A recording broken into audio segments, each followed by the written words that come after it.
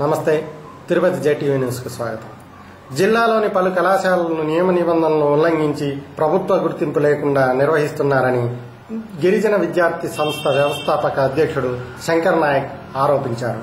ఈ సందర్భంగా ఆయన ఆర్ఐఓను కలిసి ఈ కంప్లైంట్ ఇచ్చారు.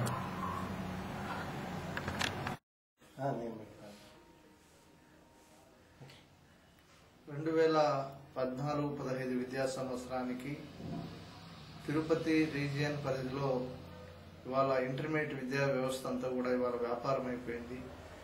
ఇవాళ ప్రతి సంవత్సరం రాష్ట్రంలోనే ప్రధానమైనటువంటి విద్యా కేంద్రంగా తిరుపతి బాసిల్లుతున్నటువంటి సందర్భంలో ఇవాళ ప్రైవేట్ కార్పొరేట్ విద్యా సంస్థలన్నీ కూడా తిరుపతి లాంటి ప్రాంతానికి, తిరుపతి రీజియన్ లాంటి ప్రాంతానికి మరి అన్ని విద్యా సంస్థలు కూడా ఇక్కడ వ్యాపారం చేయడానికి, ఇంటర్ విద్యను వ్యాపారం చేయడానికి ఇవాళ ప్రభుత్వ నియమ నిబంధనలకు విరుద్ధంగా, ప్రభుత్వ రూల్స్ కు వ్యతిరేకంగా ఇవాళ అనుమతి లేకుండానే ఇవాళ తిరుపతిలో ఇవాళ అనేకమైనటువంటి కార్పొరేట్ ప్రైవేట్ ఇంటర్ విద్యా సంస్థలు ఇవాళ కళాశాలను ఏర్పాటు చేసుకుని ఇవాళ పేద తల్లిదండ్రుల నుంచి, పేద విద్యార్థుల నుంచి ఇవాళ వేలకు వేల రూపాయలు ఇవాళ డొనేషన్ల రూపంలో ఇవాళ వసూలు చేస్తున్నప్పటికీ కూడా ఇవాళ ఇంటర్ అధికారులు కానీ, ప్రభుత్వం కానీ అలాంటి విద్యా వ్యవస్థ పైన, అలాంటి విద్యా సంస్థల పైన, వాటి యాజమాన్యాలపైన చట్టపరమైన చర్యలు తీసుకోకుండా ఇవాళ కేవలం ప్రభుత్వం కేవలం ఏదో నామక వ్యవస్థ మాత్రమే ఇవాళ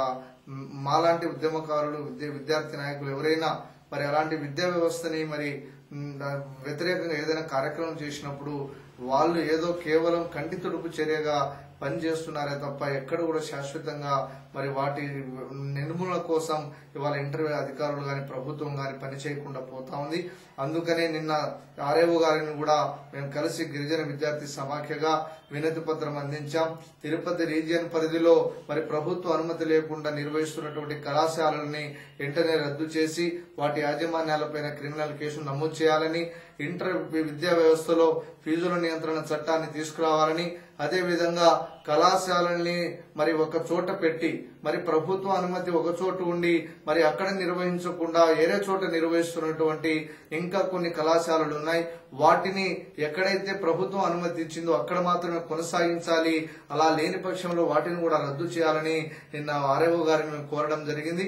ఇప్పటికైనా ఇంటర్ అధికారులు, ప్రభుత్వం ఇలాంటి వ్యవస్థని రూపుమాపకుండా పేద విద్యార్థులకి న్యాయం చేయకుండా మరి గతంలో ఏదైతే తప్పులు జరిగినాయో దానిని గనక అలాగే కొనసాగిస్తే గిరిజన విద్యార్థి సమాఖ్య ఆధ్వర్యంలో మేము పెద్ద ఎత్తున ఇంటర్ విద్యా వ్యవస్థ యొక్క మా సమూలమైనటువంటి మార్పు కోసం మరి ఆ విద్యార్థులందరికీ కూడా న్యాయం జరగడం కోసం మేమందరం కూడా ప్రజాస్వామ్య పద్ధతిలో గిరిజన విద్యార్థి సమాఖ్య ఆధ్వర్యంలో తప్పకుండా మేము ఇంటర్ విద్యా వ్యవస్థని కాపాడడం కోసం మేము పోరాటం చేస్తాం. ఈ సందర్భంగా ప్రభుత్వానికి, ఇంటర్ అధికారులకు హెచ్చరిస్తా ఉన్నాను. వేసవి సెలవుల్లో క్లాసులు జరుపుతా ఉన్నారు. దాని మీద మీరు ఎవరైనా రైడ్ చేయడం జరిగిందా? అధికారులు మీరు ఏమన్నా కోరారా? ఇవాళ శ్రీ చైతన్య, నారాయణ, ఎన్ఆర్ఐ మరి ఇలాంటి పేర్లతో ఉన్నటువంటి విద్యా సంస్థలన్నీ కూడా ఇవాళ ప్రభుత్వం సెలవుల్లో అంటే వేసవి సెలవుల్లో ఇంటర్ అధికారులు గాని ప్రభుత్వ నియమ నిబంధనల ప్రకారం సెలవుల్లో అంటే వేసవి సెలవుల్లో తరగతులు నిర్వహించకూడదనేది ఒక పద్ధతి ఉన్నప్పటికీ కూడా ఆ పద్ధతిని ఇవాళ మరి వ్యతిరేకిస్తూ ఇవాళ కేవలం ధనార్జనే ధ్యేయంగా పేద విద్యార్థుల నుంచి స్పెషల్ క్లాసుల పేర్లతో, డెమో క్లాసుల పేర్లతో మరి అనేకమైనటువంటి కోచింగ్ల పేర్లతో ఇవాళ ప్రైవేట్ కార్పొరేట్ విద్యా సంస్థలన్నీ కూడా ఇవాళ ఇంటర్ విద్యార్థులకి సెలవుల్లో కూడా తరగతులు నిర్వహిస్తా ఉన్నారు.